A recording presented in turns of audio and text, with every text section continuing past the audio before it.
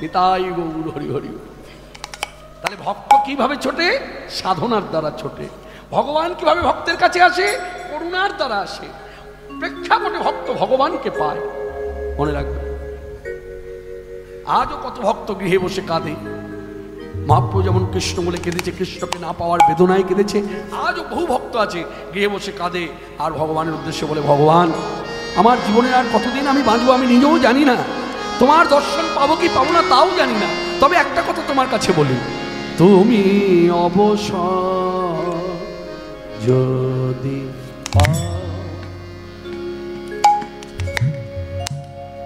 এই গানটি আপনারা ইউটিউব সার্চ করলে পরে দেখবেন,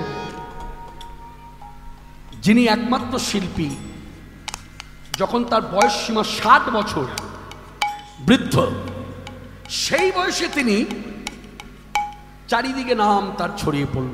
একমাত্র শিল্পী তিনি হলেন আমাদের স্বর্গীয় রামকুমার চট্টোপাধ্যায়।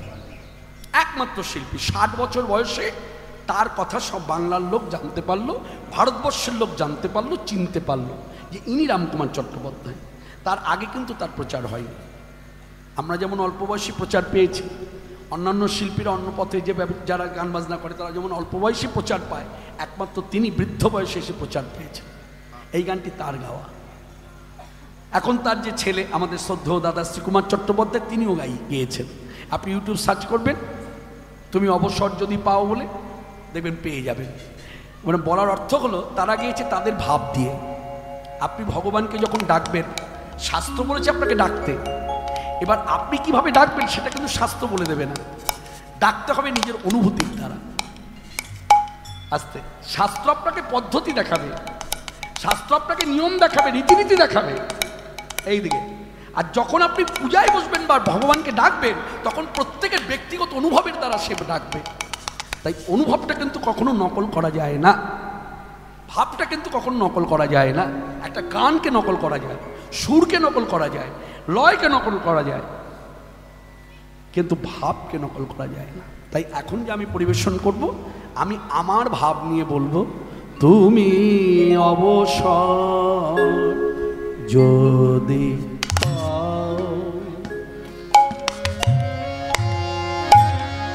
অবসর যদি পাও।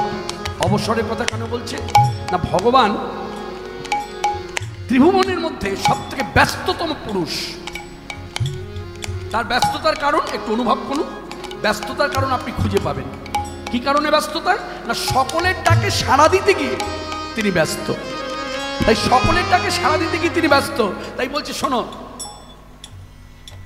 তোমার তো সময় নাই, হে প্রভু, হে প্রাণনাথ, তোমার তো সময় নাই, সকলের ডাকে তোমায় সাড়া দিতে হয়। তাই কিছু সময় যদি অবসর থাকে, সেই অবসর সময়ে তুমি আমার জন্য একটু আমার দুয়ারে এসে দাঁড়িয়ে আমার একটু দর্শন দাও। তুমি অবসর যদি ক্ষণিকের তরে আমার দুয়ারে, ক্ষণিকের তরে আমার দুয়ারে, ক্ষণিক এসে দাঁড়া, অবসর যদি পাও, নয়নে আমার শ্রাবণে ধারা ঝরে, দাও গো মুছারে ও দুটি কোমল পানে, নয়নে আমার শ্রাবণে ধারা ঝরে, দাও গো মুছারে ও দুটি কোমল পানে, আমার নয়ন আকুল, হৃদয় ব্যাকুল, আমার নয়ন আকুল, হৃদয় ব্যাকুল, অকুলে কুল মিলা,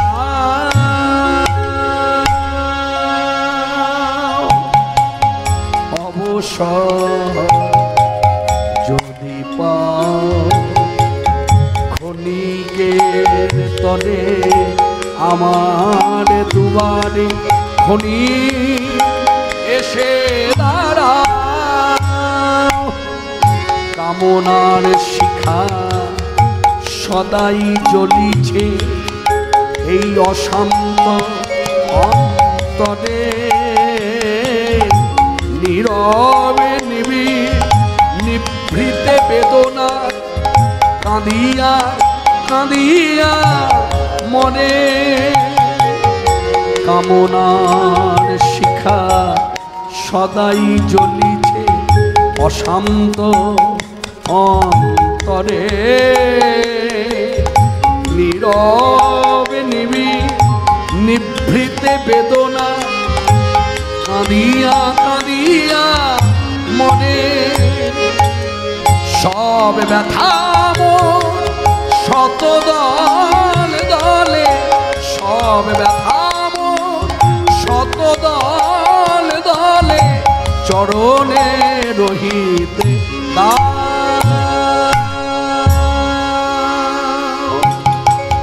অবসর যদি পাও ক্ষণিকের তরে আমার দুয়ারে ক্ষণিক এসে দাঁড়াও। হে কৃষ্ণ করুণা সিন্ধু করুণা কর,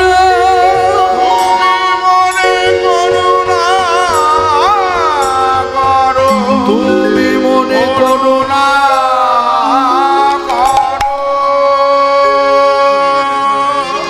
এইভাবে কৃষ্ণের কাছে কৃপা ভিক্ষা করেছেন, করুণা ভিক্ষা করেছেন ভগবান চৈতন্যদেব, যার জন্য আমরা সাধারণ স্তরের মানুষ, আপামর জনসাধারণ আজকে আমরা বলতে শিখেছি হে কৃষ্ণ করুণা কর।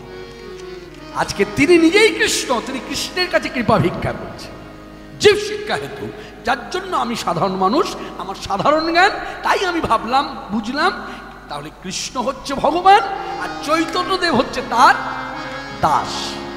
কিন্তু না, শিক্ষাটা তিনি দিয়েছেন আমাকে আপনাকে যে প্রভু কৃষ্ণ আমি দাস।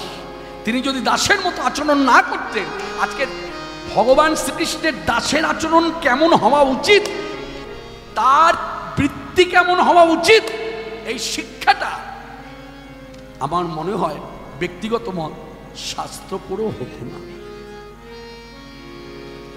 তার দেহ যেন মূর্ত, দাসের আচরণ তার সে মূর্ত, দাসের আচরণ কেমন হওয়া উচিত মূর্ত গৌরদেহ।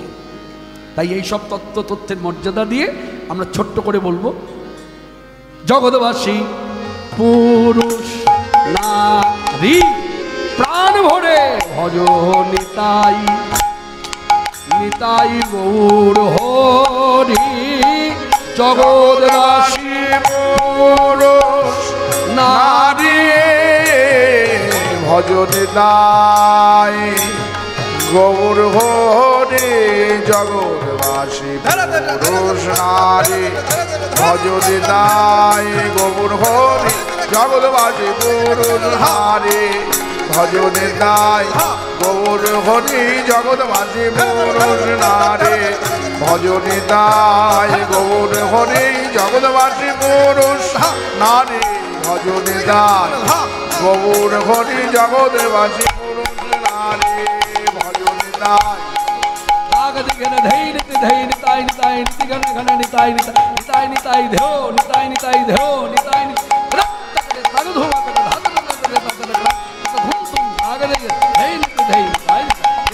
ভজ নিতাই গৌর হরি। জগৎবাসী পুরুষ নারী ভজ নিতাই। জগৎবাসী পুরুষ নারী ভজ নিতাই গৌর হরি। জগৎবাসী পুরুষ নারী ভজ নিতাই গৌর হরি। জগৎবাসী পুরুষ নারী ভজ নিতাই গৌর হরি। জগৎবাসী পুরুষ নারী ভজ নিতাই গৌর হরি। এতিন ভুবনানন্দে ভরিল উঠিল মঙ্গল সুখে প্রেমানন্দে যেমন গৌরাঙ্গে রতিমতি জনমিল নাম। আজকে সভায় উপস্থিত ভক্তগণ, যারা যেখানে বসে আছেন, দাঁড়িয়ে আছেন, প্রত্যেক ভক্তদের একভাবে ভক্তির মর্যাদা দিয়ে সবার চরণধুলি বক্তা হয়ে মানসে মাথায় নিলাম।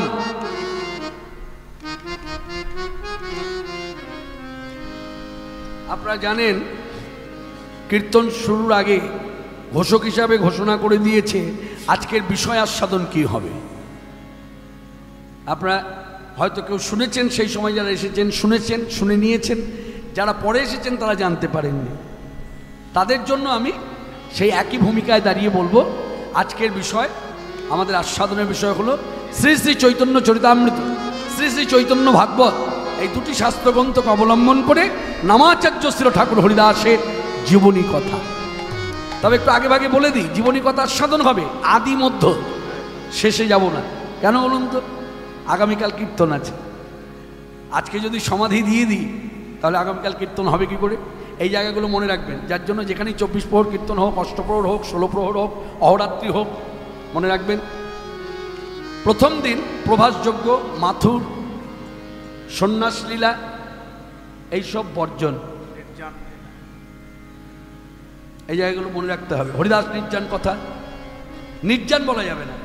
কতটুকু বলা যাবে? আদি বলা যাবে, মধ্য বলা যাবে, মানে মধ্যতে এনে রেখে দিতে হবে। মানে নিতাই গৌরীর সঙ্গে ঠাকুর হরিদাস মিলিত হলো এই পর্যন্ত রাখা যাবে। মিলিত হবার পর পাঠিয়ে দিল, এটা আর বলা যাবে না।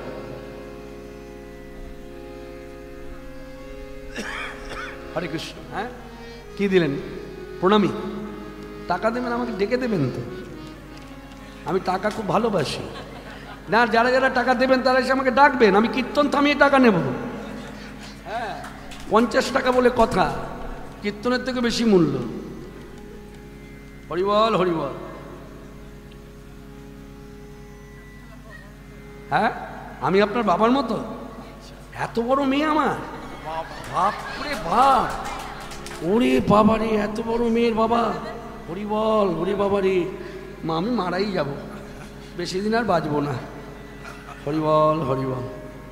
যাই হোক, মেয়ে হন, মা হন, যাই হন, হ্যাঁ, পিসি কাকিমা যাই সম্বোধন হোক না কেন, আজকের সভাতে যারা আছেন আগে ভাগে বলে দিই, টাকা পয়সা নিয়ে কীর্তন চলাকালীন সভার ভেতরে কেউ ঢুকবেন না।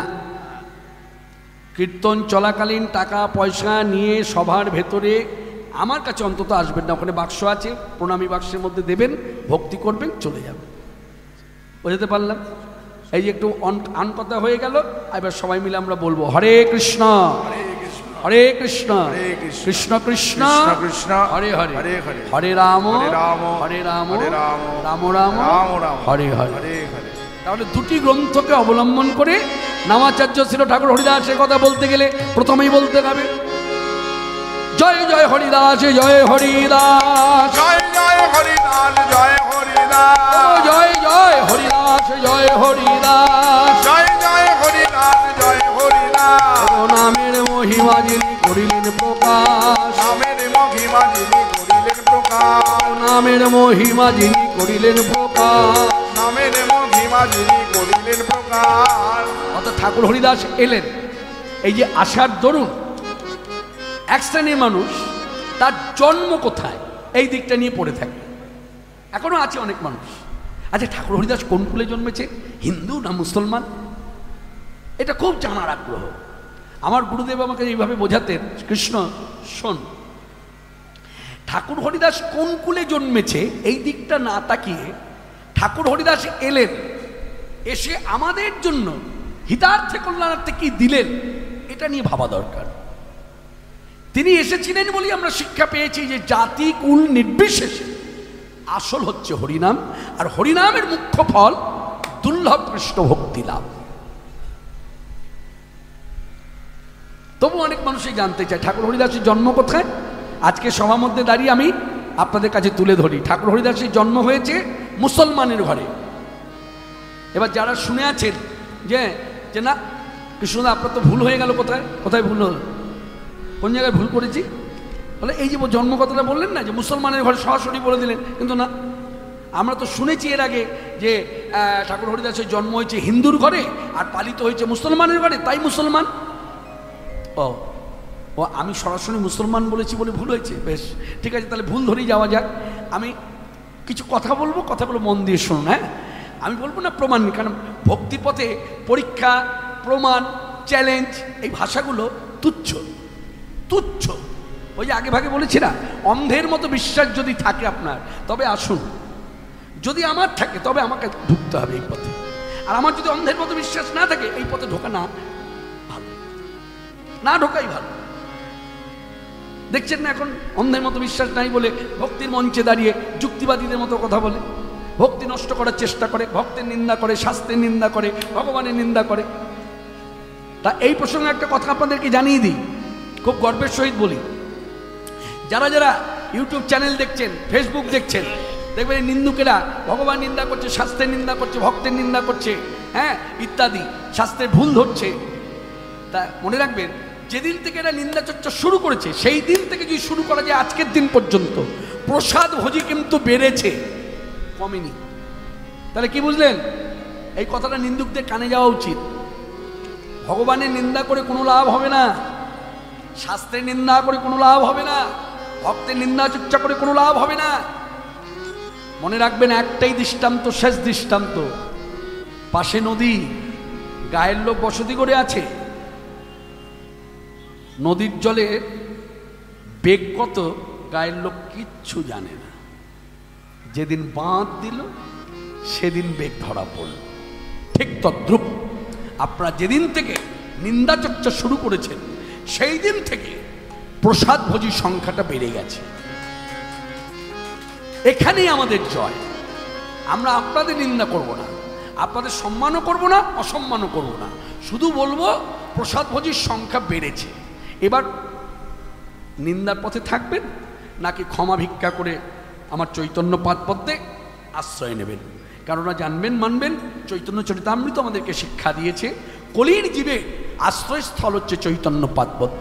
যার জন্য দেখবেন চৈতন্য চরিতামৃতের শ্লোকটা লেখা আছে, সংসার দুঃখ জলধৌ পতিতস্য কাম ক্রোধাধীন ক্রম করৈ কবলিকিতস্য দুর্বাসনা নিগরিতস্য নিরাশ্রয়স্য চৈতন্য চন্দ্র মম দেহি পদাবলম।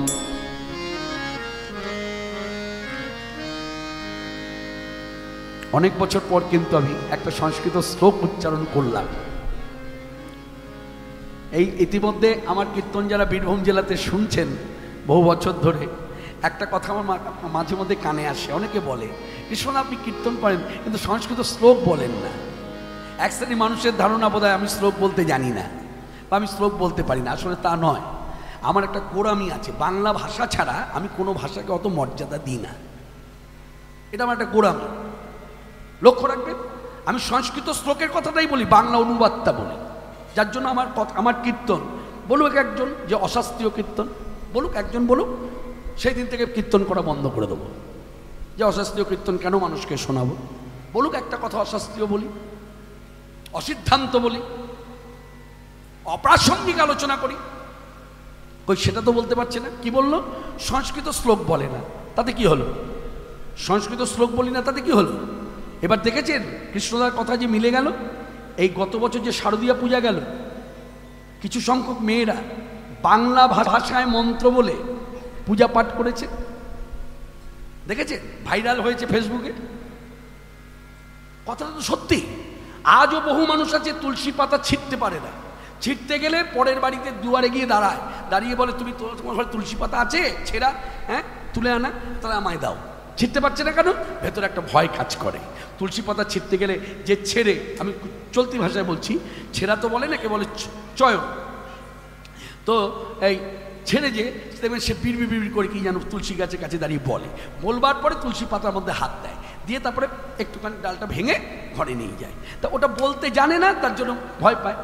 কিছুই না, কি বলে জানেন? সংস্কৃত শ্লোকে বলে তো, তাই আপনি বলতে পারছেন না। বাংলাটা শিখে দিন কি বলে। আসবেন, এসে এরকম দাঁড়াবেন, দাঁড়িয়ে বলবেন, হে কৃষ্ণ প্রেয়সী, তোমার স্বামীর সেবার জন্য আমি তোমাকে চয়ন করছি, মানে ছিঁড়ছি। জানি ছিঁড়লে তোমার ব্যথা লাগবে, তুমি আমার দোষ ধরো না, তুমি আমার অপরাধ নিও না। এই বলে ছিঁড়ে ঘরে নিয়ে যান। এই কথাটা নিয়ে গিয়ে আপনাদের গ্রামে আমি কীর্তন করে চলে যাব। এই কথাটা নিয়ে গিয়ে আগামীকাল সকাল হলে শাস্ত্রজ্ঞ পণ্ডিত ব্রাহ্মণ বৈষ্ণব যদি গ্রামের ভেতরে আছে যারা, তাদের দুয়ারে যাবেন, আমার নাম করে বলবেন কৃষ্ণপাল 7টার সময় কীর্তন শুরু করে 8টা সাড়ে 8টার সময় এইরকম একটা বক্তব্য রেখেছিলেন। এই কথাটা ঠিক না ব্যাঠিক?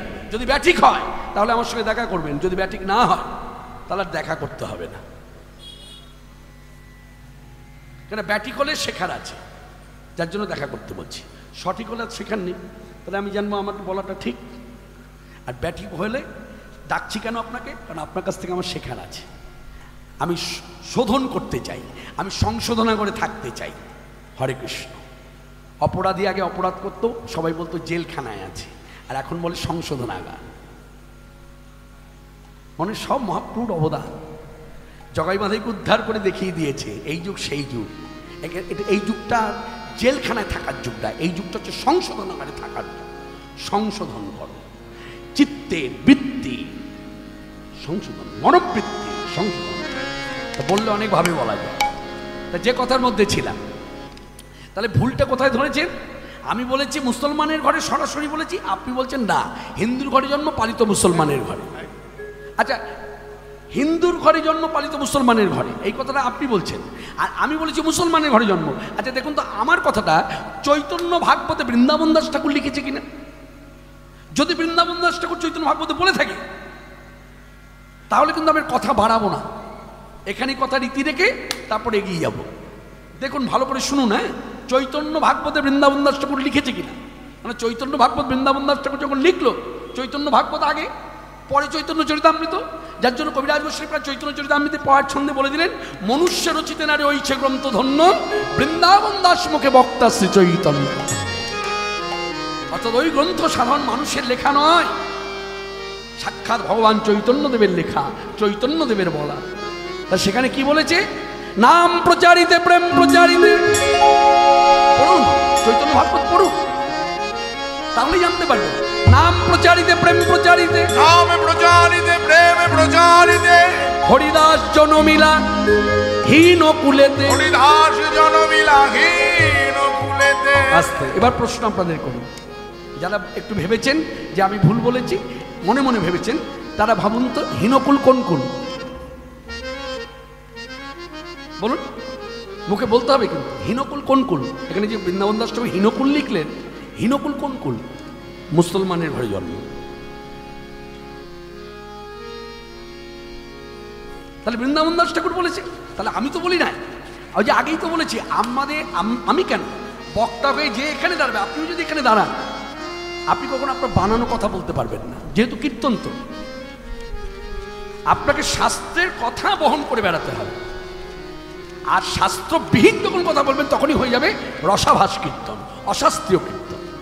তাহলে শাস্ত্রসম্মতভাবে আমি যা বলেছি শাস্ত্রের কথা বলেছি। ঠাকুর হরিদাস মুসলমান, এক। দুই, আরেকটা প্রমাণ দিই, যদিও প্রমাণ ভাষাটা বলে ফেললাম, আরেকটা দিক দেখিয়ে দিই। দেখেছেন কিনা কখনো জানি না, তবু বলি, বললেই স্মরণে আসবে। এগুলো প্রাচীন মন্দিরে, মঠ মন্দিরে গেলে দেখা যায়। একটা ছবি দেখবেন, রাজা প্রতাপরুদ্র তখন উড়িষ্যার রাজা, আর সেই সময় চৈতন্যদেব মায়ের আদেশ নিয়ে ওখানে চলে গেছে, বসতিও করেছে।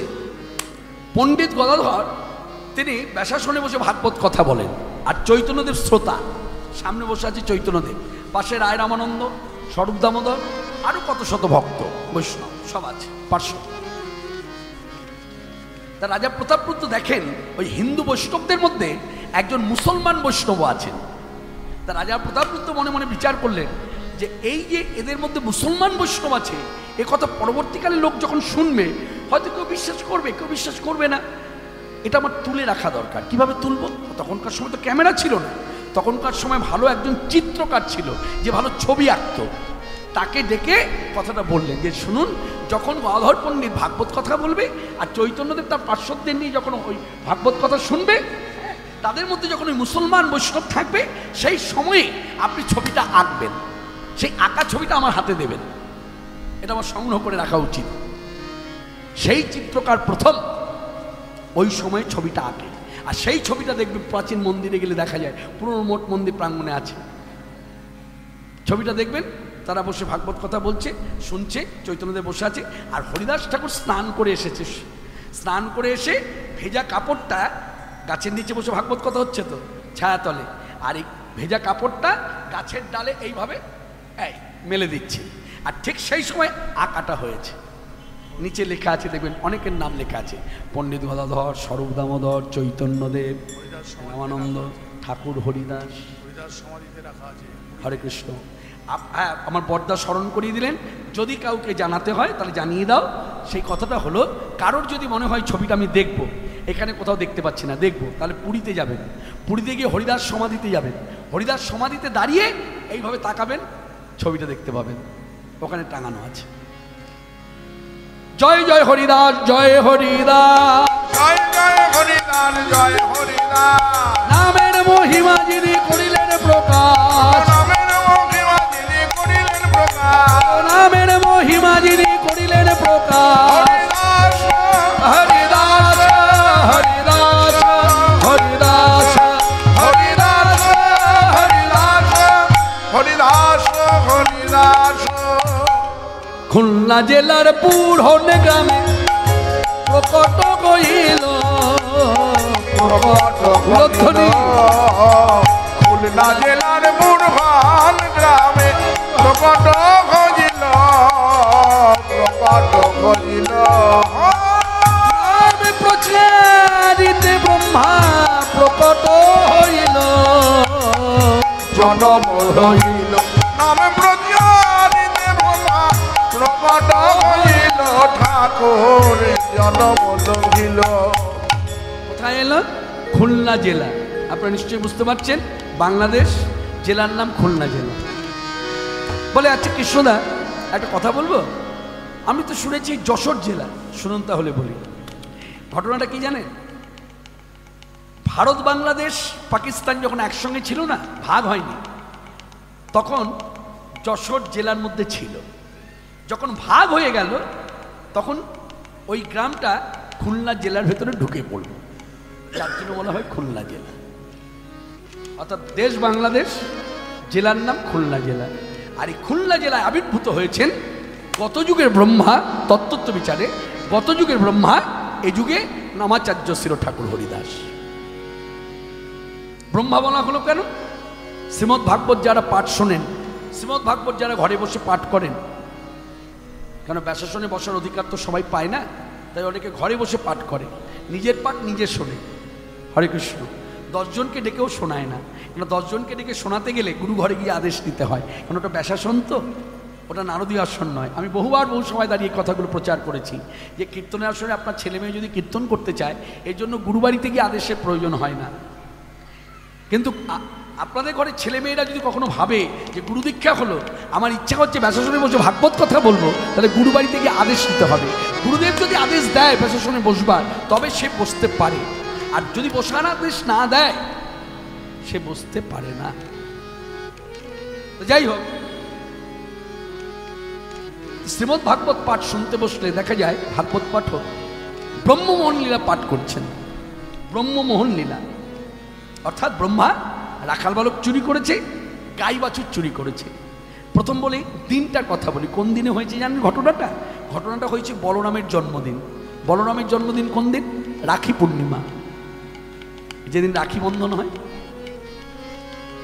সেই দিনে বলরামের আবির্ভাব। আর সেই বলরামের আবির্ভাবের দিনে বলরাম বাড়িতে থাকতো, মাঠে যেত না। কৃষ্ণ এই সুযোগটাই খুঁজছিলেন, যেদিন আমার দাদা বলরাম সঙ্গে থাকবে না, সেই দিন এই ঘটনাটা ঘটাবো, ব্রহ্মাকে দিয়ে রাখাল বালক চুরি করাবো আর গাই বাছুর চুরি করাবো। এইরকম দিনে আরেকটা লীলা করেছেন, কালীয় দমন লীলা। কারণ কৃষ্ণ ভালো করেই জানতো দাদা বলরাম সঙ্গে থাকলে এই দুটো লীলা হবে না, দাদার কাছে ধরা পড়ে যাব। দাদা তো সাক্ষাৎ ভগবান শঙ্কর্ষণ, ধ্যান করলে সব জেনে যাবে, ধ্যানে বসলে পরে সব দেখতে পায়। এমন যে দাদা বলরাম বাড়িতে, আর সেই সুযোগে কৃষ্ণ কি করেছেন? ব্রহ্মাকে ডেকেছেন, নাও চুরি করো। বলে আপনি কি ব্যাখ্যা করছেন? ভাগবতে এইভাবে ব্যাখ্যা, মানে আসলে ভাগবতে বলছে ব্রহ্মমোহন লীলা, ব্রহ্মা রাখাল বালক চুরি করেছে, গাই বাছুর চুরি করেছে। তো ভাগবত যদি কেউ পড়াশোনা করে সে একরকম বলবে, আর ভাগবতের ভেতরে যদি কেউ ঢুকে যায়, ডুবে যায়, তার ব্যাখ্যা হবে আরেক রকম। যেমন একটা দৃষ্টান্ত দিয়ে বলি, সুখদেব গোস্বামীপাদ বলুন তো রাশিটা বর্ণনা করেছে না রাশিটা দর্শন করেছে? তাহলে পরিষ্কার হয়ে যাবে আমার কথা। বলুন, যারা শ্রোতাবর্গ এখানে বসে আছেন প্রত্যেকে কম বেশি শাস্ত্র ঘাটেন, বলুন সুখদেব গোস্বামীপাদ ব্যাসাসনে বসে রাশিটা বর্ণনা করেছেন, তারা রাশিটা বলেছেন না রাশিটা দর্শন করেছেন? রাশিটা বলেনি, দর্শন করেছেন। দর্শন করেছেন বলেই তিনি বলেছেন গোপীরা এলো। একজন বক্তা যদি শ্রোতাকে বোঝায়, তাহলে আমি যে বক্তা, আমি আপনাকে বোঝাতে গেলে আমি রাশিটার ব্যাখ্যাটা কি করব? গোপীরা যাচ্ছে কার কাছে? কৃষ্ণের কাছে যাচ্ছে বললে আপনি বুঝতে পারবেন যে গোপীরা ছুটছে। আর এখানে রাশিরা সুখদেব গোস্বামীপাদ বসে দর্শন করছেন বলে তিনি বলছেন গোপীরা আসছে। বোঝাতে পারলাম? লীলা দর্শন করে বলা, হ্যাঁ, আর বইটা পড়ে শাস্ত্র পড়ে আমি বলছি, দুটো আকাশ পাতাল তফাৎ। তার শাস্ত্রটা যারা পড়ে এমনি পড়ে তাদের পড়াটা একরকম, আর যারা শাস্ত্র যখন পড়ছে ভেতরে ডুবে গেছে তাদের বলাটাও একরকম। অর্থাৎ যারা ডুবে গেছে তাদের কথা শুনবেন। তারা বলছে ব্রহ্মমোহন লীলা পড়ে তারা বলছে, শুনুন, ব্রহ্মা রাখাল বালক চুরি করেনি, গাই বাছুর চুরি করেনি, ব্রহ্মাকে দিয়ে কৃষ্ণ কার্যটা করিয়েছে, ব্রহ্মার নিমিত্ত মাত্র। নিতাই গৌর হরি হরি। আসতে কটা বাজে? কটা বাজে গো? হ্যাঁ, মাননীয় ভক্তমণ্ডলী, আপনাদের কাছে একটা কথা আমি উপস্থাপন করব। সে কথাটি হলো, আপনারা জানেন এই মহতী হরিবাস ভিক্ষার উপরে দাঁড়িয়ে আছে। আমরা বহু আশা নিয়ে আপনাদের কাছে যাব। হ্যাঁ, হয়তো কারোর হাতে থালি থাকবে, কেউ হয়তো গায়ে যে উত্তরীয়টা ব্যবহার করছে সেই উত্তরীয়টাই আঁচল পেতে দেয় যেভাবে, সেইভাবে আঁচল পেতে দেবে। অর্থাৎ তার চাওয়াটাও একই রকম, ভিক্ষা দিন। তা ভিক্ষা দিন বলে যখন আমরা কাছে যাব আপনাদের কাছে, তখন আপনাদের অন্তরে ভক্তি থেকে আপনাদের সাধ্যমতো আপনারা ভিক্ষা দেবেন। এমনভাবে ভিক্ষা দেবেন যে ভিক্ষা দিলে পরে এখানে যে ভক্তিটা আপনার হচ্ছে ভেতরে, এই ভক্তিটা যেন ঘরে গিয়েও বজায় থাকে, ঘরে গিয়ে যেন নষ্ট না হয়। মানে কীরকম? কৃষ্ণদা কি বলতে চাইছেন? কিছু না, আমার মুখের দিকে তাকিয়ে তখন বুঝতে পারবেন। ধরুন এখানে আমি কি করলাম, 11 টাকা দিলাম। আস্তে একটা দৃষ্টান্ত স্বরূপ বলি, 21 টাকা দিলাম। এবার ধরুন আমার সঙ্গে আরেকজন এসেছে, সে 11 টাকা দিয়েছে। এবার আমি 21 টাকা দিয়ে বাড়িতে যখন গেলাম, আমার স্বামী যখন জানতে পারলো যে আমি 21 টাকা দিয়েছি, তখন আমার দিকে তাকিয়ে বলছে, মা 11 টাকা দিল, তুই 21 টাকা দিল। তবে তো গেছে, প্রতিদিন যাচ্ছ, নয় এরকম 4 দিন 5 দিন ধরে কীর্তন হচ্ছে, সব দিন যাচ্ছ, সব দিন 21 টাকা। এই যে মুখের ভঙ্গিমাটা দেখতে পাচ্ছেন, তা এই ভঙ্গিমার মুখে যখন পড়বেন তখন ভেতরে ভক্তি থাকবে তো, উদা হয়ে যাবে না? তাই ওইটা যেন না হয় তার জন্যই বললাম সাধ্য মতো দেবেন, ঘরে গিয়ে যেন ভক্তিটা নষ্ট না হয়। অর্থাৎ ঘরের চিন্তাটা আগে করবেন, করে তারপর দান করবেন। নিতাই গৌর হরি হরি। জয় জগৎবন্ধু বল, হরি বল হরি। না, এখন ওই শুধু কথা বললে হবে না, একটা গীত গাই। কি গীত গাইব? কৃষ্ণ কেশব কৃষ্ণ কেশব সুধা মাখা হরিনাম, কৃষ্ণ মধু মাখা হরিনাম। উলধ্বনি কৃষ্ণ কেশব কৃষ্ণ কেশব সুধা মাখা হরিনাম, কৃষ্ণ মধু মাখা হরিনাম। জপরে জপরে জপরে রসনা, জপরে জপরে জপরে রসনা, জপরে জপরে জপরে রসনা, জপরে জপরে জপরে রসনা। মধু মাখা হরিনাম, কৃষ্ণ সুধা মাখা হরিনাম। কৃষ্ণ কেশব কৃষ্ণ কেশব সুধা মাখা হরিনাম, কৃষ্ণ মধু মাখা হরিনাম। এই নাম জপ হলো আপনারে, দূরে যাবে জ্বালা প্রেম পাড়াবারে। এই নাম জপ হলো আপনারে, দূরে যাবে জ্বালা প্রেম পাড়াবারে। এই নাম জপ হলো আপনারে দূরে যাবে জানা প্রেম পানা মানে জপরে জপরে জপরে রসনা জপরে জপরে জপরে রসনা মধু মাখা কৃষ্ণ নাম হরি নাম সুধা মাখা হরি নাম কৃষ্ণ কেশব কৃষ্ণ কেশব সুধা মাখা হরি নাম কৃষ্ণ নাম মধু মাখা হরি নাম। ব্রহ্মমোহন লীলা। ব্রহ্মা রাখাল বালক চুরি করেনি, গাই বাছুর চুরি করেনি, কৃষ্ণ করিয়েছেন। যারা ভক্তিরসে ডুবে গেছে তারা এইভাবে বলছেন। কথাটা কতটা যুক্তিযুক্ত, ভাগবতের কথা বাস্তবতার সঙ্গে আছে কিনা মিল দেখুন ভালো করে। এই দেখুন, কৃষ্ণ একটু গোষ্ঠলীলার কথা বলতে হয়। কোন গোষ্ঠ? ফেরা গোষ্ঠ যাকে বলে, যাকে বলে উত্তর গোষ্ঠ। তা কৃষ্ণ যখন রাখাল বালক গাই বাছুর নিয়ে প্রতিদিনই ফেরা গোষ্ঠ, হ্যাঁ, মায়ের কাছে ফিরে আসতো, সকল মায়েরা মা যশোদার সঙ্গে পাশাপাশি সব দাঁড়িয়ে থাকতো। কৃষ্ণ যেই এসে দাঁড়াতো সকল বন্ধুদের নিয়ে আর গাই বাছুর নিয়ে, সকলের মায়েরা কি করতো? মা যশোদা আগে যেত না, সকলের মায়েরা ছুটে গিয়ে নিজ নিজ সন্তান কোলে নেবার আগে আগে কৃষ্ণ কোলে নিত, কোলে নিয়ে দোলাতো, দুলিয়ে চুম্বন দিত। একজনের আদর হয়ে গেল, স্নেহ হয়ে গেল প্রকাশ, এবার আরেকজনের কোলে দিল, নে তুই নে, তুই আদর কর, সেও দোলাতো, চুম্বন দিত। এখন প্রত্যেক মায়ের এইভাবে যখন কোলে নিত কৃষ্ণ, তখন তারা প্রত্যেকে একই ভাবনা। ভাবনাটা কি? কৃষ্ণ যদি সত্যি সত্যি আমার নিজের সন্তান হয়ে আমার কোলে বিচরণ করত, তাহলে আমি আরো সুখ পেতাম। তাহলে কি দাঁড়ালো কথাটা? তাহলে প্রত্যেক মায়েদেরই, যশোদা ছাড়া প্রত্যেক মায়েদেরই মনের ইচ্ছা কৃষ্ণকে সন্তান করে পাওয়া। এক। দুই, ওই যে গাই বাছুর নিয়ে ফিরত, হ্যাঁ, ওই ছোট ছোট গাভীগুলো তাদের মায়েদের দুগ্ধবাটিকে ঢু মেরে দুধ খেত। এই যখন ঢু মেরে দুধ খেত, তখন তাদের মায়েরা মনে মনে বাসনা করত যে কৃষ্ণ যদি আমাদের সন্তান হয়ে আমাদের দুগ্ধ বাটে ঢু মেরে দুধ খেত, আমরা আরো সুখ পেতাম। তাহলে গোমাতাদেরও ইচ্ছা কৃষ্ণকে সন্তান করে পাবার, আবার ব্রজমায়েদেরও ইচ্ছা কৃষ্ণকে সন্তান করে পাবার। এই দুই মায়ের ইচ্ছা পুরাইতে ব্রহ্মাকে দিয়ে রাখাল বালক চুরি করিয়েছিল আর গাই বাছুর চুরি করিয়েছিল। তাহলে কথাটা ঠিক, ব্রহ্মা নিমিত্ত মাত্র। নিতাই গৌর হরি হরি।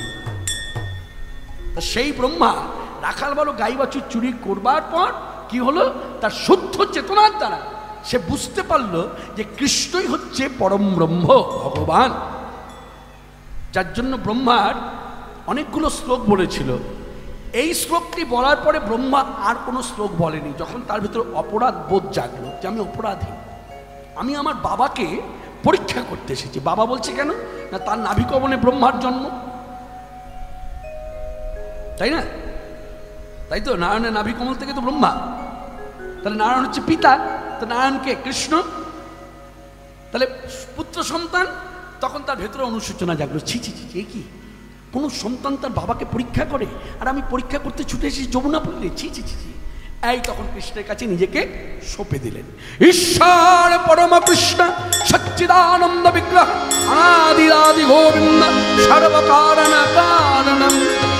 এই শ্লোক বলার পর আর একটা শ্লোক বলেনি ব্রহ্মা, এটাই তার শেষ শ্লোক। অনেকগুলো শ্লোক বলেছে, শুরু থেকে যদি বলা যায় অনেকখানি শ্লোক, এটা হচ্ছে শেষ শ্লোক। এই শ্লোক বলার পরে আর কোনো শ্লোক বলেনি। তা ভগবান শ্রীকৃষ্ণ তখনও কিন্তু নিরুত্তর হয়ে দাঁড়িয়ে ব্রহ্মার দিকে তাকিয়ে আছে। শ্রীকৃষ্ণ ভগবান কিন্তু শ্রীমুখে ব্রহ্মাকে বলে নাই তোমার এই অপরাধের জন্য তোমার হীনকুলে জন্ম হবে, এ কথা কিন্তু ভগবান বলেনি। ভগবান তাকে তাকিয়ে দেখছে। আর ব্রহ্মা তখন বুঝলো যে আমি যখন এত করে ক্ষমা চাইছি, আমার পিতা ভগবান সে কিছুতেই ক্ষমা করলো না, একটা কথা বললো না আমাকে। আমি উপলব্ধি করে দেখলাম আমার ক্ষমা হয়নি, তা এই ক্ষমা তোমার পেতে হবে কি করে? তখন ব্রহ্মা নিজ মুখে ঘোষণা করলেন, প্রায়শ্চিত্ত করিব পাপে ধরাই জনমেরা, জন্মিব ঘৃণিত কুলে পাষণ্ড হইয়া। আমি প্রায়শ্চিত্ত করিব পাবে ধনাই জনমী জন্মিব ঘৃণিত কুলে পাষণ্ড হইয়া সেথায় নামির ভিন্ন না। ব্রহ্মা শ্রীমুখের কথাগুলো শুনুন। নামির ভিন্ন না আমি থাকিব ধরিয়া শত শত অত্যাচার থাকিব সহিয়া। শত শত অত্যাচার থাকিব সহিয়া। কেন সহ্য করব? কারণ দেখব কেমনে থাকিবে প্রভু না করে করুণা। কেমনে থাকিবে প্রভু না করে করুণা। জগতে রহিল মোর এই নতুন ঘোষণা। জগতে রহিল মোর নতুন ঘোষণা।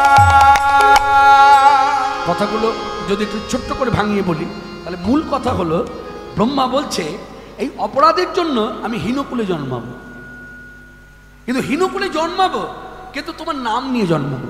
আর জন্মাবার তখন কি হবে? হীনকুলে জন্মে মানে মুসলমানের ঘরে জন্মে আমি যদি কৃষ্ণনাম করি, ভাবটা চন্দ্র এরকম, কৃষ্ণনাম যদি করি তাহলে কি হবে? আমার প্রতি অত্যাচার হবে, কারণ মুসলমানরা সহ্য করবে না। আর সেই অত্যাচারের সময় মানে অত্যাচার হলে মানুষ কি করে? চিৎকার করে, ভগবানকে বিশেষ করে ডাকে, কারণ একমাত্র শ্রেষ্ঠ আশ্রয়স্থল তিনি বাঁচাতে পারে, কোনো মানুষের শক্তি নাই বাঁচাতে পারে।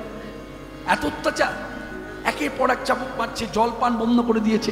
তা এইরকম ঠাকুর হরিদাস বলছেন, মানে ব্রহ্মা বলছে যে আমি জানি আমার প্রতি অত্যাচার হবে, কিন্তু তখন আমি তোমার শরণ নেব না, তোমাকে আমি ডেকে বলবো না যে তুমি আমাকে এই মুহূর্তে রক্ষা করো। আমি শুধু অপেক্ষায় থাকবো, দেখবো তুমি করুণা না করে থাকো কেমন করে। এই ঘোষণা রেখে কথা দিয়ে কথা রাখতে খুলনা জেলার বুড়হনে গায়ে প্রকট হইল ব্রহ্মা, প্রকট হইল খুলনা জেলার বুড়হন গ্রামে প্রকট হইল, প্রকট হইল। নাম প্রচারিতে ব্রহ্মা জনম যে নিল, জনম লভিল। নাম প্রচারিতে ব্রহ্মা জনম লভিল, প্রকট হইল। তাহলে গত যুগের ব্রহ্মা তত্ত্ব ঠাকুর হরিদাস। এবার ঠাকুর হরিদাস এলেন, এসেই তো বৃদ্ধ হয়ে যায়নি।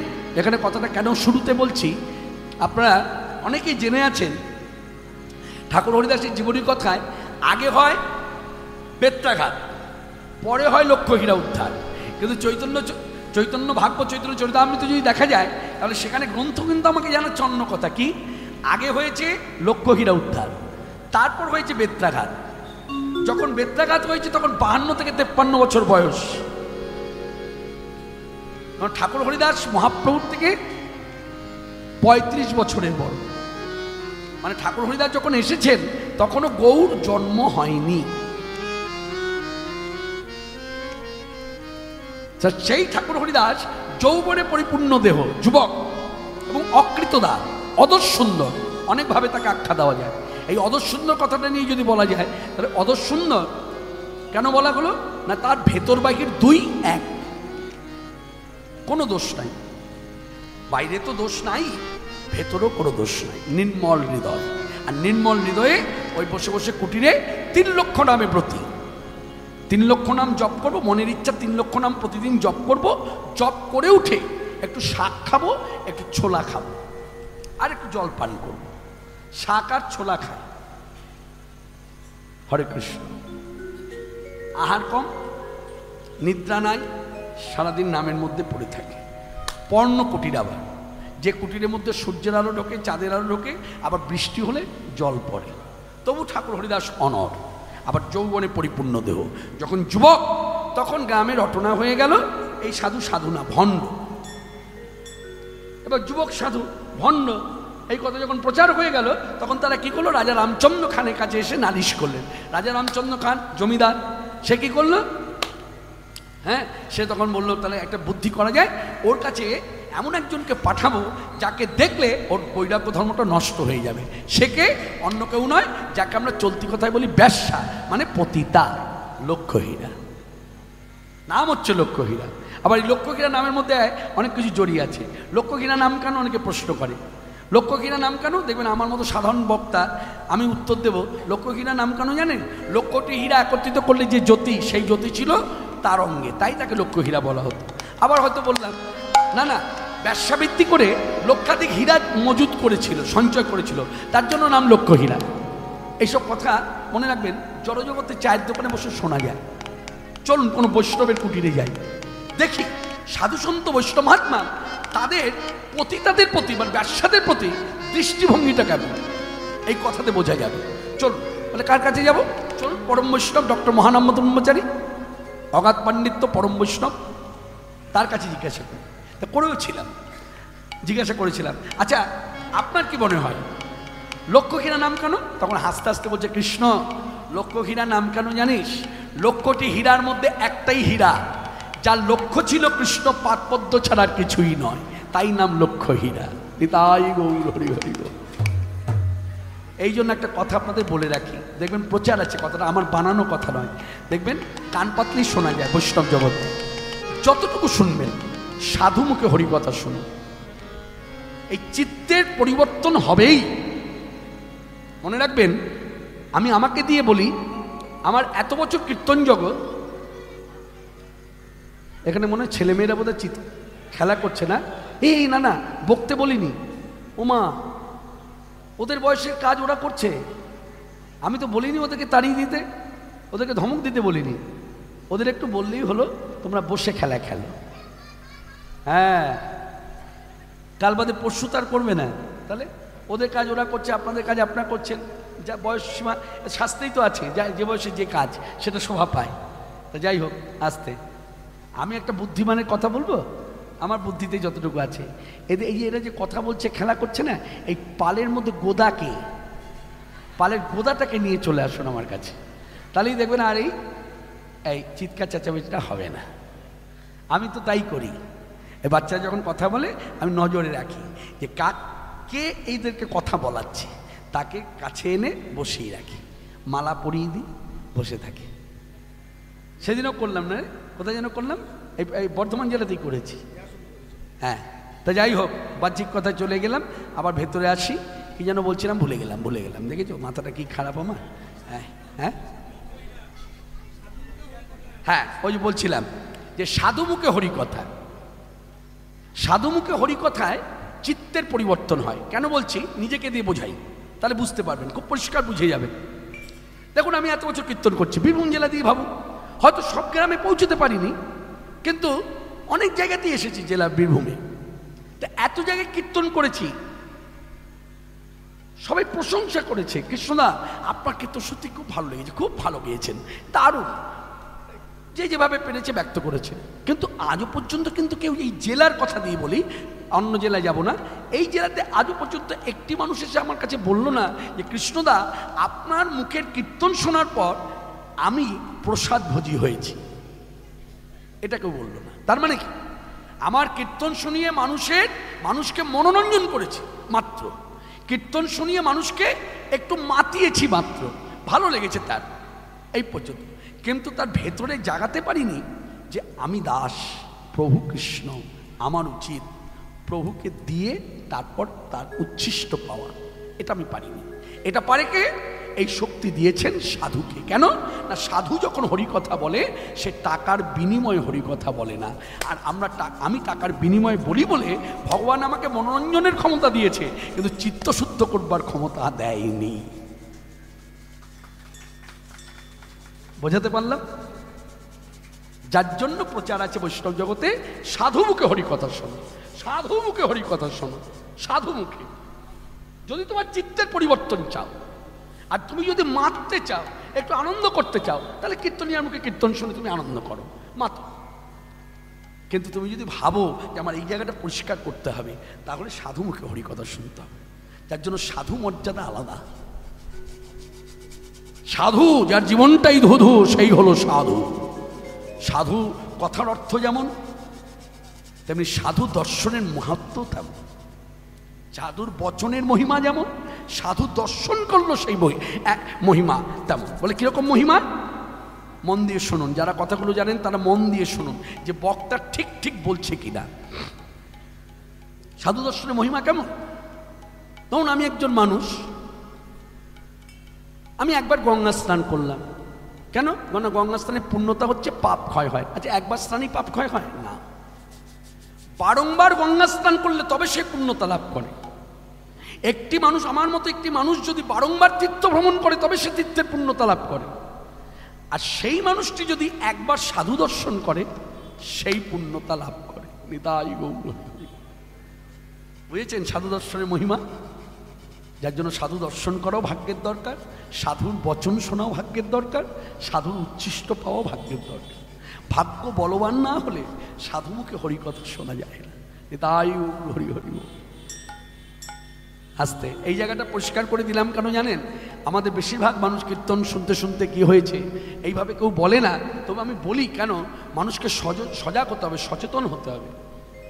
কীর্তনিয়ার সম্মান যতটুকু ততটুকু তাকে দিতে হবে। কীর্তনিয়ার সম্মান আর সাধু সম্মান এক নয়। কীর্তনিয়াকে সাধু ভাবাটা এটা ভুল, কীর্তনিয়াকে বৈষ্ণব ভাবাটাও ভুল।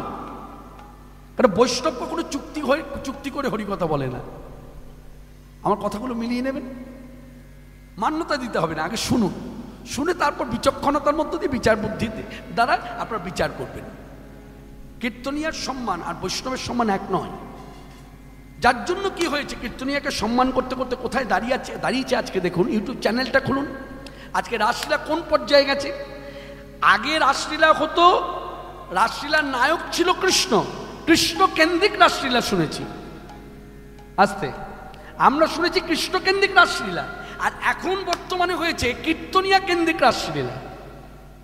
মানে রাসলীলা যখন মানুষ শুনতে বসছে তখন মানুষের ধারণা হয় ওই যে বক্তা যে রাসলীলা করে, বক্তাই রাসলীলা করছে, কিন্তু বক্তা তো রাসলীলার নায়ক নয়। রাসলীলার নায়ক হচ্ছে স্বয়ং ভগবান কৃষ্ণ। কেন বক্তাকে ভাবছে? কারণ দেখবেন বক্তাও কৃষ্ণের মতো বাঁশি হাতে নিয়েছে, কৃষ্ণের মতো চূড়া পড়েছে, কৃষ্ণের মতো হাতে বালা পড়েছে, পায়ে নুপুর বেঁধেছে, কৃষ্ণের মতো ভঙ্গিমা নিয়ে আবার দাঁড়িয়েছে। যেই দাঁড়িয়েছে যা হয় মানুষ অত তো বিচার করে না, দেখা মাত্রই কৃষ্ণ। এই সঙ্গে সঙ্গে মেয়ে যদি হয় উলধ্বনি দিয়ে দিল, ছেলে যদি হয় হরিধ্বনি দিল। আবার সেই বক্তা কৃষ্ণকে স্কুল বাড়িতে রেখেছে, হয়তো 24 পরে কীর্তন, মানে স্কুল বাড়ি ছাড়া কোথায় রাখবে এতগুলো দলের লোক? স্কুল বাড়িতে রেখেছে, হয়তো পঞ্চায়েত অফিসে রেখেছে। যেখানে রেখেছে সেখানে কৃষ্ণ হেঁটে হেঁটে যাচ্ছে, পায়ে নুপুর, আবার পায়ে জুতা আছে, জুতা পরে নুপুর পড়েছে। আর যাই হোক, ভালো করে কথাগুলো বুঝুন। যাই হোক, জুতা পরে আছে, তারপর আবার নুপুর বাঁধা আছে, ঝনঝন করতে করতে যাচ্ছে, ওদিকে কুকুরও ঘেউ ঘেউ করছে, আবার পায়ের লোকও পড়ছে, লোক পরে প্রণাম করছে। একটা কথা আপনাদের বলি, এইরকম কৃষ্ণের পায়ে প্রণাম করে ভক্তি নেওয়ার থেকে প্রতিদিন সকালবেলা উঠে না পা মানে ভূমিতে পা রাখার আগে খাটে বসে পাটা ঝুলিয়ে দেবেন, চকিতে বসে পাটা ঝুলিয়ে দেবেন, ঝুলিয়ে দিয়ে পায়ের ধুলা, দুই পায়ের ধুলাটা হাতে নেবেন, নিয়ে নিজের মাথায় রাখবেন, রেখে স্বর্গে চলে যান। বোঝাতে পারলো? যাত্রার পায়ে প্রণাম করার থেকে নিজের পায়ে প্রণাম করে স্বর্গে যাওয়া ভালো। হ্যাঁ, এই হচ্ছে কথা। অতএব আমি বলতে চাইছি, এই যে কৃষ্ণের মর্যাদা, যে কৃষ্ণকে আমি আসনে রেখে পূজা পাঠ করছি, ভক্তি করছি, একজন বক্তা কৃষ্ণ সেজেছে, তাকে দেখে একই ভক্তি করলাম, তাতে ভক্তির উন্নতি হবে না অবনতি হবে? বেড়ালের গলায় ঘন্টা বাঁধবে কে? তা আমার বলার অর্থ হলো, সাজের কৃষ্ণকে দেখবেন, উলধ্বনি দেবেন না, প্রণাম করবেন না, আর হরিধ্বনি করবেন না, মানে ভক্তি করবেন না। যদি করে থাকেন তাহলে হরিধ্বনি করতে যেমন দ্বিধা হলো না, ভক্তি করতে দ্বিধা হলো না, তাহলে ওই আপনার আসনে কৃষ্ণকে পায়ে মানে চরণে তুলসী দেন তো। তাহলে কীর্তনিয়া যখন কৃষ্ণ সাজবে তখন গাছ থেকে একটা পাতা নিয়ে এসে তুলসী পাতা কীর্তনিয়ার পায়ে দিয়ে দেবেন। পারবেন তো? আর কীর্তনিয়া নেবে তো? জিজ্ঞাসা করুন। ভাবতে হবে, হরে কৃষ্ণ কথাগুলো ভাবতে হবে। আপনি দিতে পারবেন তো? আর যাকে দেবেন তাকে আগে জিজ্ঞাসা করবেন, নিতে পারবেন তো? দেখবেন জিভ কাটবে। তাহলে আপনি জিভ কাটলেন কেন? তুলসী পাতা নিতে গিয়ে জিভ কাটলেন, হাতে বাঁশিটা নিতে গিয়ে জিভ কাটলেন না, মাথায় চূড়াটা পড়তে জিভ কাটলেন না, হাতে বালাটা পড়তে জিভ কাটলেন না, পায়ে নুপুরটা বাঁধতে জিভ কাটলেন না। আসলে আপনার ধারণাটা কি কৃষ্ণের দেহটাই কৃষ্ণ? না, তা নয়। কৃষ্ণের দেহটাই শুধু কৃষ্ণ নয়, কৃষ্ণের দেহের মধ্যে যা যা কৃষ্ণ ব্যবহার করেছে সব কৃষ্ণ। তার বাঁশিও কৃষ্ণ, তার চূড়াও কৃষ্ণ, তার বালাও কৃষ্ণ, তার পায়ের নুপুরও কৃষ্ণ। দেখবেন অনেক ভক্ত আছে, হয়তো এইদিকে হয়তো আসন পরি কোনো বিগ্রহ নাই, কিন্তু কৃষ্ণ হাতের একটা বাঁশি আসনে রেখে দিয়ে নিত্য সেবা করে। তাহলে কার সেবা করছে? ও তো কৃষ্ণ হাতে বাঁশি। এদিকে তাহলে কৃষ্ণের হাতে বাঁশি, তাহলে বাঁশিকে সেবা করছে। বাঁশিকে সেবা করা মানে কাকে সেবা করা? কৃষ্ণকে। এইরকম অনুভব যদি বক্তার থাকে, তাহলে সেই বক্তা কখনো চূড়া পরে কৃষ্ণ সেজে কৃষ্ণ কথা বলতে পারে না।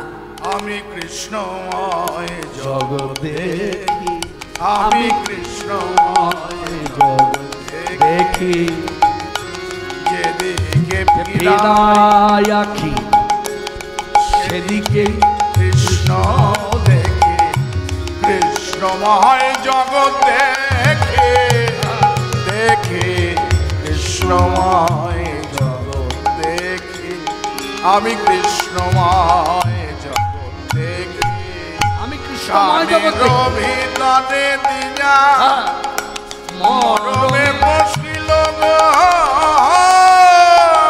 তাই আমার আকুল করিল মন প্রাণ। আমি কৃষ্ণময় জগতে, আমি কৃষ্ণময় জগতে, আমি কৃষ্ণময় জগৎ দেখি, মানে জগতে যা কিছু দেখি সবকিছুর মধ্যে কৃষ্ণকে দেখি। তাহলে সেই কৃষ্ণ কে? বেদ যাকে আখ্যা দিয়েছে পরম ব্রহ্ম। কোন জড়জগতের দেহ কৃষ্ণ হতে পারে না, মনে রাখবেন। জড়জগতের দেহ যেমন কৃষ্ণ হতে পারে না, তেমন জড়জগতের দেহ কুমারী পূজা হয় না। আস্তে আস্তে আস্তে আস্তে জড়দেহ কখন হয়? দেহের মধ্যে যখন দোষ ঢোকে তখন জড়দেহ হয়। আর যতদিন দোষ ঢোকে না, বেলুন মঠে দেখবেন স্বামীজিরা শারদীয়া পূজার সময় সেই মেয়েটিকে কুমারী রূপে বসিয়ে তাকে পূজা পাঠ করছে, মন্ত্র পাঠ করছে, স্বামীজিরা শুয়ে পড়ে ভক্তি করছে। ভাবতে পারেন? ভাবতে পারেন এই জায়গাগুলো ভাবা দরকার। তাহলে কুমারী পূজারও একটা বয়স নির্ধারণ করা আছে, আর কৃষ্ণ সাজার বয়স থাকবে না। হ্যাঁ, কি বলেন আপনারা যারা শ্রোতাবর্গ? বলুন আমি ভুল কথা বললাম না ঠিক বললাম? কৃষ্ণ সাজার বয়স থাকবে না। আমার বয়স এখন 55 বছর, আমার মেয়ের বয়স 24 বছর, তাহলে দেহের মধ্যে তো দোষ পরিপূর্ণ। আর আমি যদি এখন কৃষ্ণ হয়ে দাঁড়াই, কিরকম হবে? এই জায়গাগুলো ভাবা দরকার। এই যাত্রা নয়, নাটক নয়, থিয়েটার নয়, এই অভিনয়ের জায়গা নয়। এই কৃষ্ণকে নিয়ে অভিনয় হবে না, মনে রাখবেন, মাথায় রাখবেন। ওই যে টিভি সিরিয়ালে যে কৃষ্ণ সেজেছিল না নীতিশ ভরদ্বাজ, আসতে জানেন কথাগুলো, জানেন এই তথ্যগুলো জানা দরকার। জানেন এই নীতিশ ভরদ্বাজ জিন্সের প্যান্ট পরে আর গেঞ্জি পরে কৃষ্ণ এই পাঠটা করবে, তো তা ব্রজেতেই গেছে, মানে বৃন্দাবনে গেছে। তা ব্রজবাসীরা বলছে, শোনো তুমি কৃষ্ণ সাজবে, তুমি কৃষ্ণের পাঠটা করবে মহাভারতে। আসতে মন দিয়ে শুনুন, এসব কথার প্রচার কম। এই তোমাকে একটা কাজ করতে হবে। বলে কি, এই জিন্সের প্যান্টটা পরলে হবে না, আর এই গেঞ্জি পরলে হবে না, তোমাকে না কাছা দিতে হবে। হ্যাঁ, কাছা দিতে হবে। আর তুমি মাঝে মধ্যে দেখা যাচ্ছে সিগারেট খাচ্ছ না, এই সিগারেট খেলে কৃষ্ণ আমাদের ভক্তি জাগবে না। তুমি এই আচরণগুলো অন্তত এই সিরিয়ালটা করবার আগ পর্যন্ত 1 মাস ধরে, 2 মাস, 3 মাস ধরে তুমি এইভাবে থাকো, তবে তোমার কৃষ্ণের যে ওই যখন এটা ভাবটা আসবে, ওই ভাবটা প্রকাশ হবে তোমার মধ্য দিয়ে, তখন আমাদের ভক্তি আসবে। নীতিশ ভরদ্বাজ তাই করেছিল। তাহলে দেখেছেন, নাটক করতে গিয়ে সে কৃষ্ণ ভাবটাকে আনার জন্য তাকে সাত্ত্বিকভাবে চলতে হলো। আর সেখানে আমি কীর্তনী, আমার কথা আমি আখরে বলছি জগৎ জীবকে, মানুষকে বলছি, জীবনিত্য কৃষ্ণদাস, জীবনিত্য কৃষ্ণদাস, কর কৃষ্ণ পদয়াস, জীবনিত্য কৃষ্ণদাস, কর কৃষ্ণ পদয়াস, উচাইবে মায়াপাস, কর কৃষ্ণ পদয়াস, উচাইবে মায়াপাস, জীবনিত্য কৃষ্ণদাস। তাহলে যেন বাজ ব্রজধামে, হয় যেন বাজ ব্রজধামে, হয় যেন বাজ ব্রজধামে, করব সেবা রাধার শ্যামে, হয় যেন বাজ ব্রজধামে, করব সেবা রাধার শ্যামে, হরি হরি হরি বলে, করব সেবা রাধার শ্যামে, হরি হরি হরি বলে, করব সেবা রাধার শ্যামে, হয় যেন বাজ ব্রজধামে। তাহলে কতগুলো কথা আমি বক্তা করে বললাম, মানুষ শুনলো। এমনও ভক্ত আছে শোনার পর হ্যাঁ বলছে, দেখেছো কত সুন্দর আখরটা বললো, হয় যেন বাজ ব্রজধামে, করব সেবা রাধার শ্যামে, হরি হরি হরি বলে। আবার কি বললো, জীব নিত্য কৃষ্ণদাস, মানে জীব মাত্রই কৃষ্ণের দাস, কৃষ্ণ হচ্ছে প্রভু। তাহলে আমি বক্তা হয়ে সকলকে শোনালাম, নিজেও বললাম যে প্রভু কৃষ্ণ, আমি জীব, আমি দাস। তাহলে আমি কৃষ্ণ সাজলাম কি করে, আর কৃষ্ণের মতো এরকম ভঙ্গিমা করে দাঁড়ালাম কি করে? তার মানে বোঝা যায় আপনি যখন কথা বলেন না, তখন অনুমিতির দ্বারা কথা বলেন। কথাটা যখন বলেন তখন অনুভব থাকে না। কৃষ্ণ কথা বলতে গিয়ে কৃষ্ণের অনুভবটা যদি থাকতো, কৃষ্ণকে আপনি সেই পরম ব্রহ্মের মতো মর্যাদা দিয়ে রাখতেন। তাই আজকে সভাতে যারা আছেন, আমি বক্তা শ্রোতা উভয়, আমাদের একটাই পরিচয়, আমরা দাস, প্রভু হচ্ছে কৃষ্ণ। তাই সবাই মিলে কৃষ্ণের জয়ধ্বনি করুন। ভগবান শ্রীকৃষ্ণচন্দ্র কি জয়, কৃষ্ণচন্দ্র কি জয়, ভগবান শ্রীকৃষ্ণচন্দ্র কি জয়। ভজ মন রাধে গোবিন্দ গোপাল, ভজ রাধে গোবিন্দ গোপাল, ভজ মন রাধে